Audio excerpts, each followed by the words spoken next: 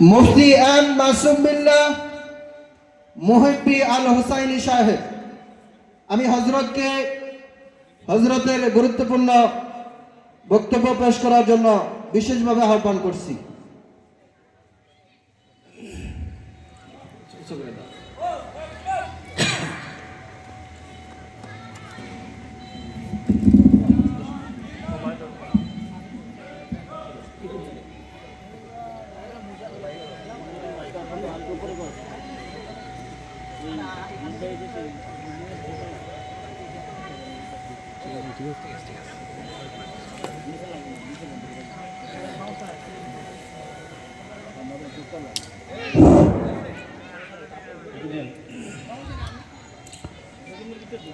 إن الحمد لله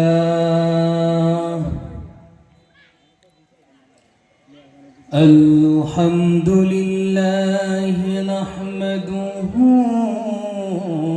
ونستعينه ونستغفره ونعوذ بالله من شرور أنفسنا ومن سيئات أعمالنا، من يهده الله فلا مضل له ومن يضلله فلا هادي له، ونشهد أن لا إله إلا الله وحده لا شريك له، ونشهد أن سيدنا وسندنا وحبيبنا ومولانا محمدا عبد الله ورسوله الذي أرسله بالحق بشيرا ونذيرا وداعيا إلى الله بإذنه وسراجا وقمرا منيرا. أما بعد فقد قال الله تعالى في كلامه المجيد والفرقانه الحميد: أعوذ بالله من الشيطان الرجيم. بسم الله الرحمن الرحيم. وما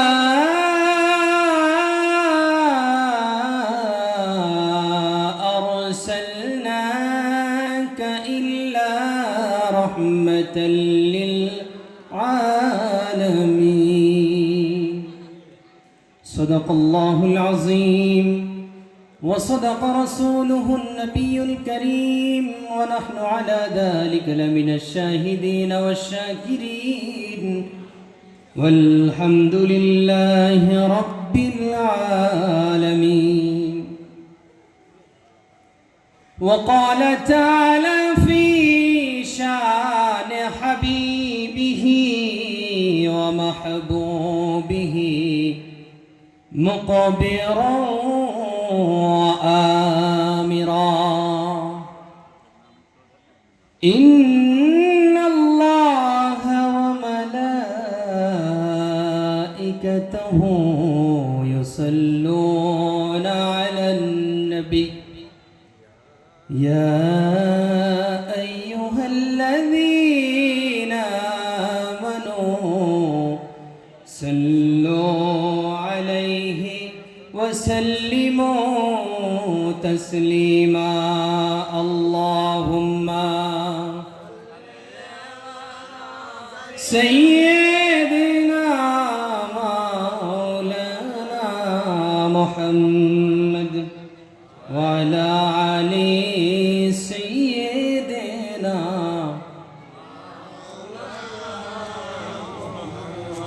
नहीं दो जहां में मिसाले मोहम्मद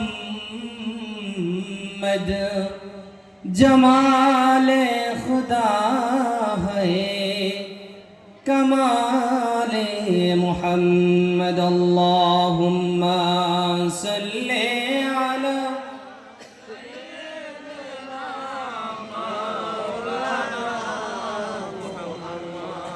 वाला अली सय्यिदना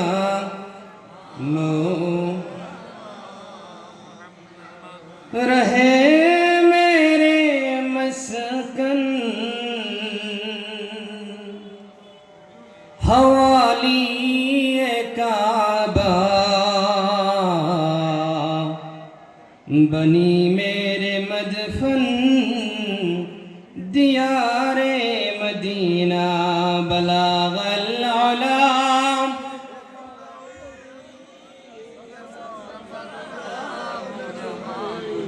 हसूनत जमीअ खिसालिही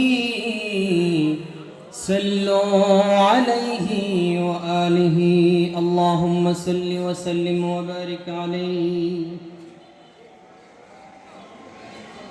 বাগানবাড়ি হাই স্কুল মাঠ মতলব উত্তর চাঁদপুর উদ্যোগে জৈনপুর পীর সাহেব হুজুর কেবলার আগমন উপলক্ষে মাহফিলকে কেন্দ্র করে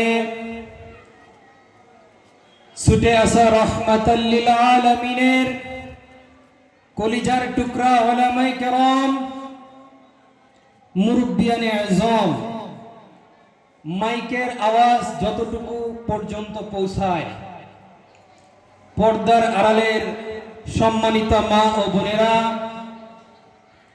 সকলে আমার ইসলামী সম্ভাষণ নিবেন আসসালামু আলাইকুম ওয়া রাহমাতুল্লাহি তাআলা ওয়া বারাকাতুহু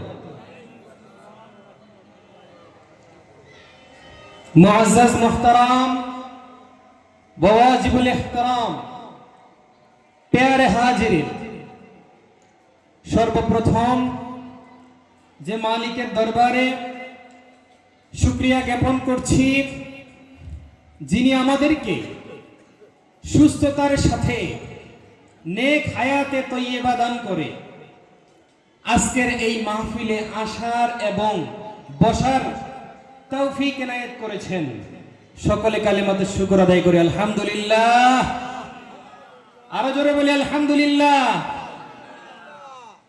লক্ষ কোটি দরুদ সালাম কুল কায়নাতের নবী আকা মাওলা তাজদার মদিনা সুলতানে মদিনা রাসূলুস সাকালাইন ইমামুল হারামাইন ইমামুল কিবলাতাইন ইমামে জাদ্দুল হাসান ওয়াল হুসাইন রাদিয়াল্লাহু তাআলা আনহুমা যিনি কোরআনে তাহা যিনি ইয়াসিন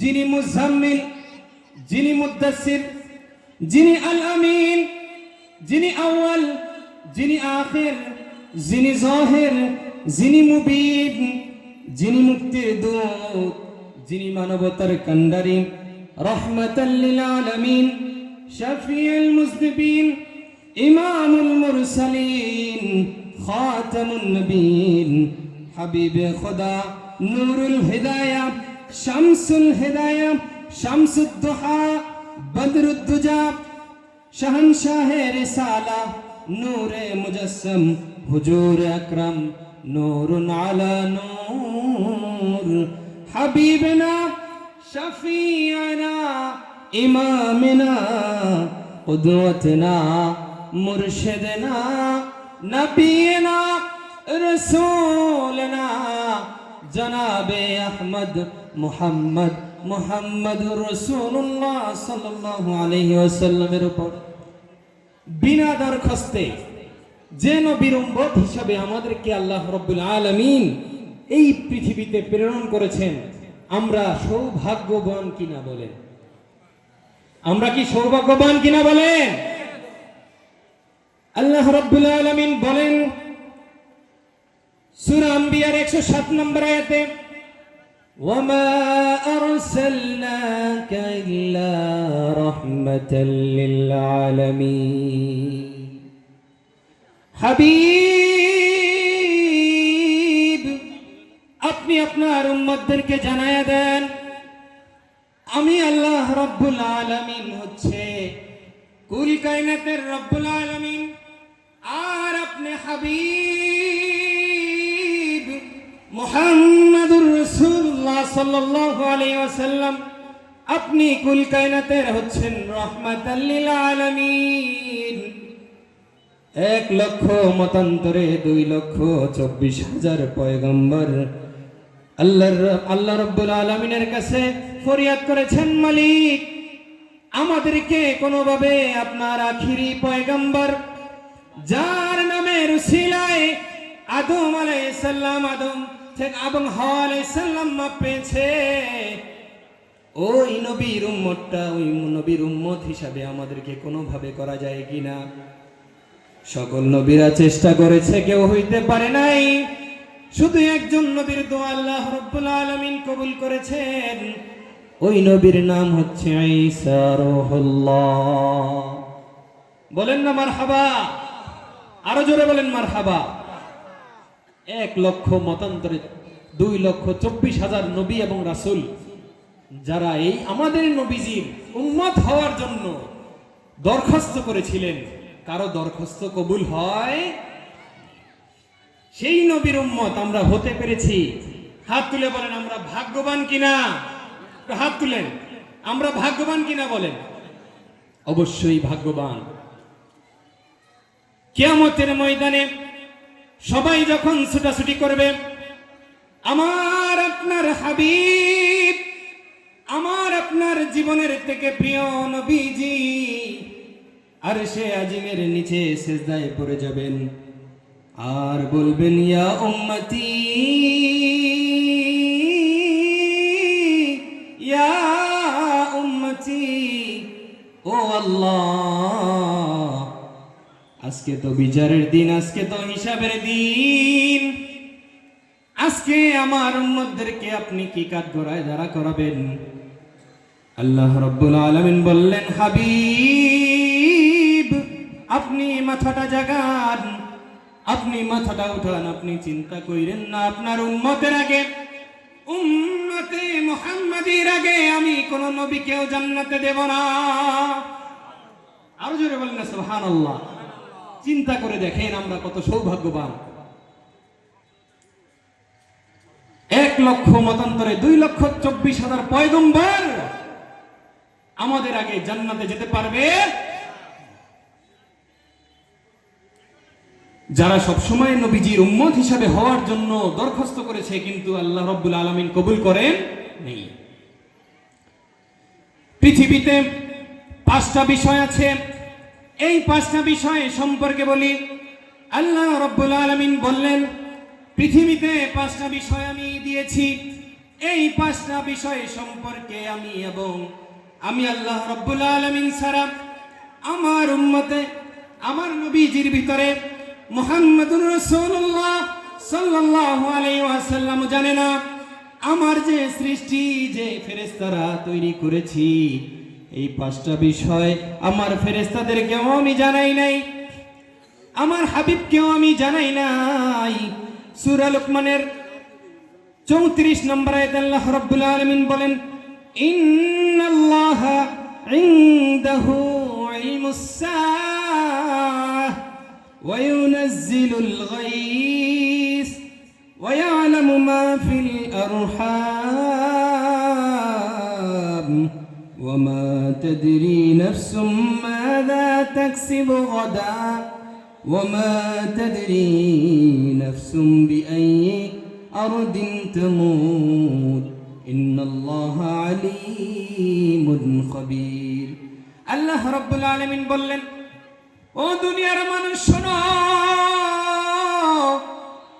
ভালো করে লক্ষ্য করে শুনে নাও। আমি আল্লাহ রাব্বুল আলামিন দুনিয়ার ভিতরে 5টা বিষয়, যেটা আমি আল্লাহ রাব্বুল আলামিন ছাড়া আমি আমার হাবিবকেও জানাই নাই, আমার সৃষ্টি মালাইকা ফেরেশতাদেরকেও বলি নাই। সূরা লুকমানের 34 নম্বর আয়াতে বলেন, ইন্নাল্লাহা ইনদাহু ইলমুস সাআ। ও উম্মতে মুহাম্মাদি শোনো, 1 নম্বরে হচ্ছে কিয়ামত। কিয়ামত নিশ্চয়ই হবে কি হবে না বলেন? কিয়ামত হবে কি হবে না বলেন? অবশ্যই কিয়ামতের ময়দানে আমাদের সকলকে হাজিরা দিতে হবে। এই কিয়ামত, নিশ্চয়ই কিয়ামত কখন হবে, এই কিয়ামতের জ্ঞানটা সম্পূর্ণ আল্লাহ রাব্বুল আলামিনের কাছে আছে। কার কাছে আছে বলেন? আল্লাহ রাব্বুল আলামিন ছাড়া কেউ কিয়ামতের জ্ঞানটা সম্পর্কে জানে না। প্যারা হাবিব মুহাম্মাদুর রাসূলুল্লাহ সাল্লাল্লাহু আলাইহি সাল্লামকেও আমি এটা জানাই নাই, আমি আমার মালাইকা ফেরেশতাদেরকে জানাই নাই কখন আমি কিয়ামত দিব।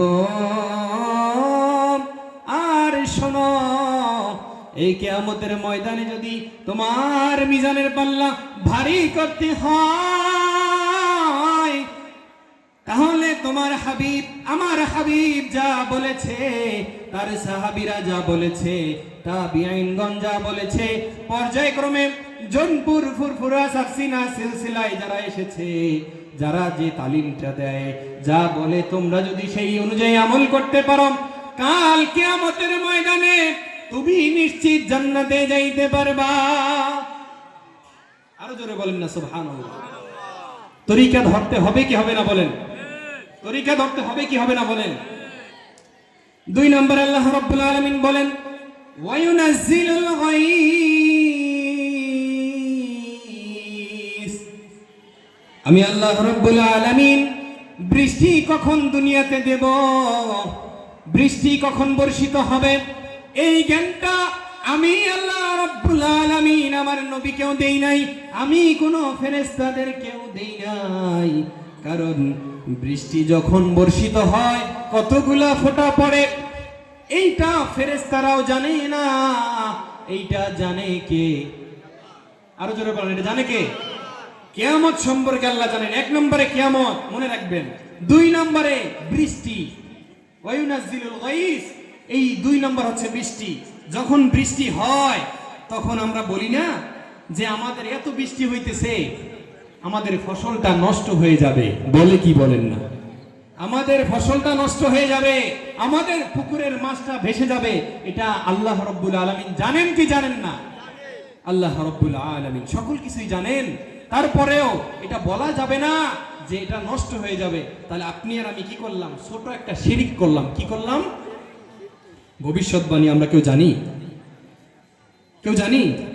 জানি না।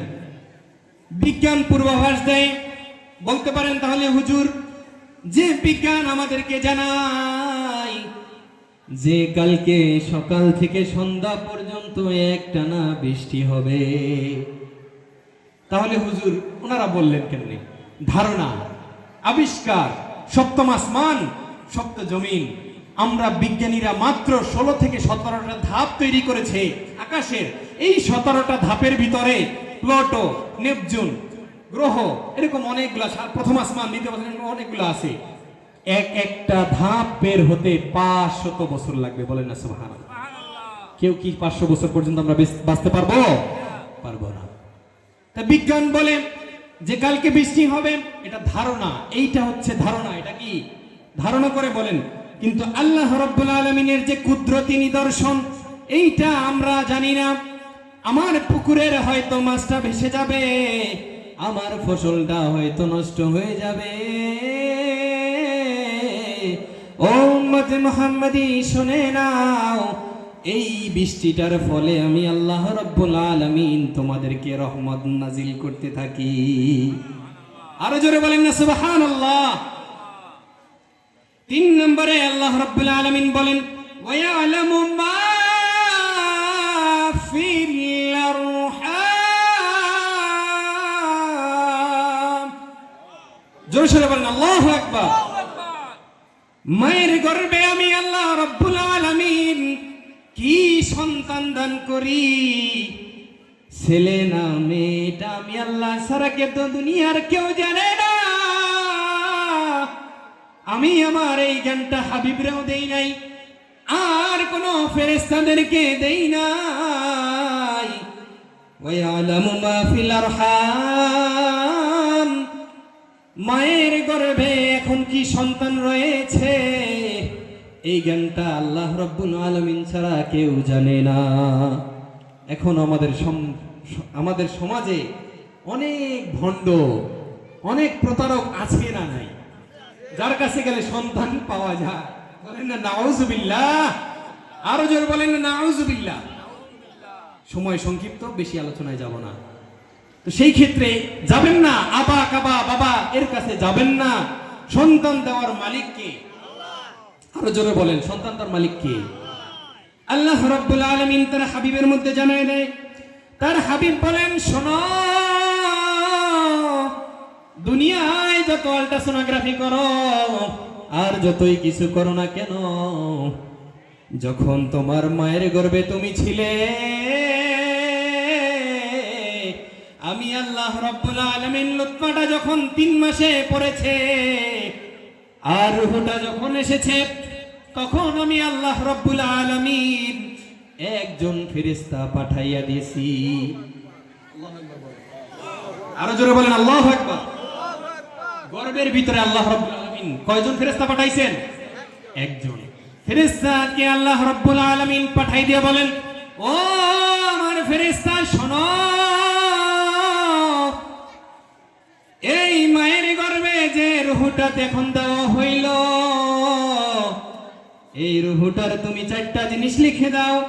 1 নম্বরে হায়াত লেখো, 2 নম্বরে আমল লেখো, 3 নম্বরে তার রিজিক লেখো, 4 নম্বরে তার পরিণতি লেখো।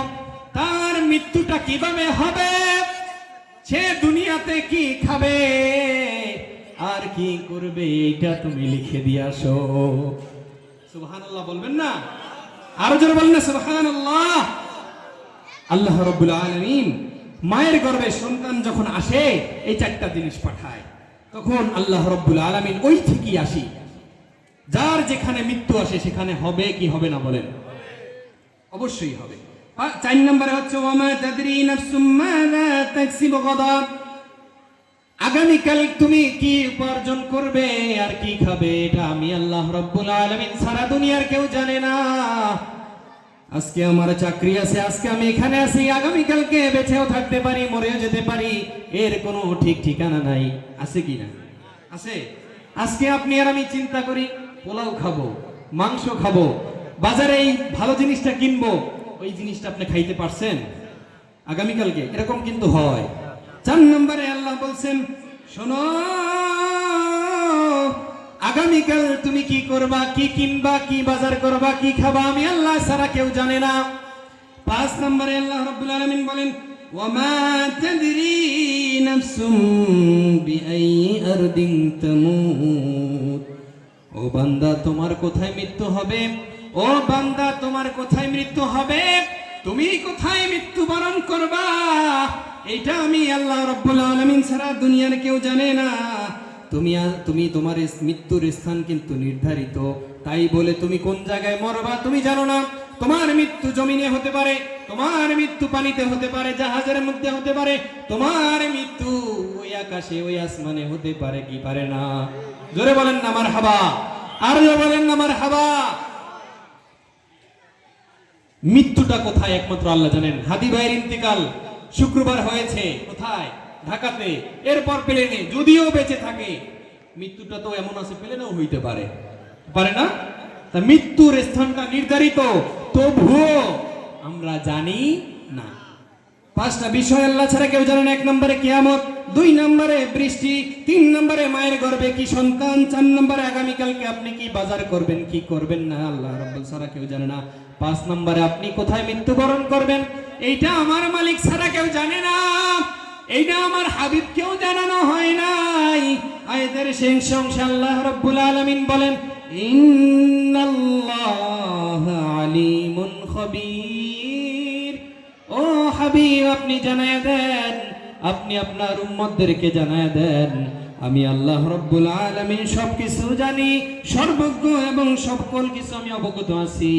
আমার সীমানা, আমার জানার সীমানা কতটুকু জানো না। আমি আল্লাহ রাব্বুল আলামিনকে নিয়ে তোমরা গবেষণা করো না, তোমরা নাস্তিক হয়ে যাও না, তোমরা বেদিন কাফির হয়ে যাও না। তোমরা আমার হাবিবের দেওয়া যে আমলগুলা আছে তার তরিকা অনুযায়ী, জোনপুর সিলসিলা থেকে ফুরফুরা সারসিনা যারা আছে, যে তরিকা থেকে 4 মাযহাবের যেটা যদি পালন করেন, যে কোনো একটা পালন করলে, তরিকা যে কোনো একটা ধরলে আপনি নাজাত পাবেন কি পাবেন না। আজকে এখানে জোনপুরের সিলসিলার পীর সাহেব আসবেন, সবাই থাকবেন এবং সকলের জন্য দোয়া করবেন। ওয়াসসালামু আলাইকুম ওয়া রাহমাতুল্লাহি তাআলা ওয়া বারাকাতুহু।